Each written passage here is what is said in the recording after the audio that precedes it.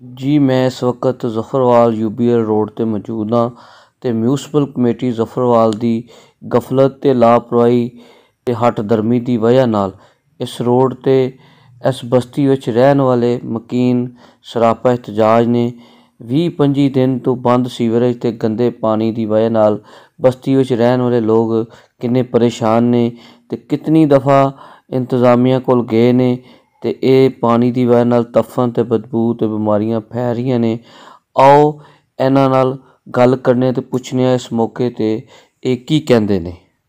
जी हमें इसकी बहुत प्रॉब्लम है, बहुत दुश्वारी हो रही है। बच्चे मस्जिदों में जाते हैं और बुजुर्ग भी जाते हैं, सबके कपड़े इधर ख़राब होते हैं और बाहर से जो लोग आते हैं वो भी हमारी तरफ देखते हैं कि यार ये आपका क्या हाल, गंदा पानी है, गटरों का पानी है और आए दिन ये हमें मुश्किलात का सामना करना पड़ता है। साड़ी डूबिया रोड जगह है तो उससे पानी है, गंदा पानी है, नमाज कपड़े खराब हो जाते हैं।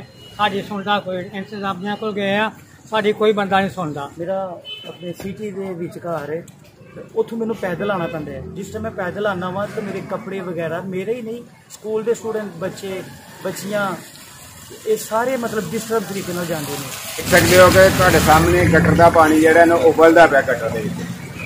ਮਸਲਸਲ 15-20 ਦਿਨ ਤੋਂ ਇਹ ਮਸਲਾ ਪਿਆ ਹੈ। ਤੋੜ ਸੜਕ ਜਿਹੜੀ ਆ 500-600 ਫੁੱਟ ਜਿਹੜੀ ਹੈ ਸਾਰੀ ਪਾਣੀ ਦੇ ਵਿੱਚ ਡੁੱਬੀ ਹੋਈ ਹੈ।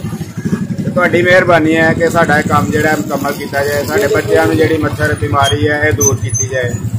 जी तुसी इस बस्ती विच रहन वाले इलाका मकीन की गल सुनीए। इन्हां दा कहना है कि निकासी आप की वजह नाल تعفن ते बदबू फैल रही है तो फौरी तौर पर निकासी आप नूं बहाल किया जाए ताकि इलाका मकीन सुख का सांस ले सके।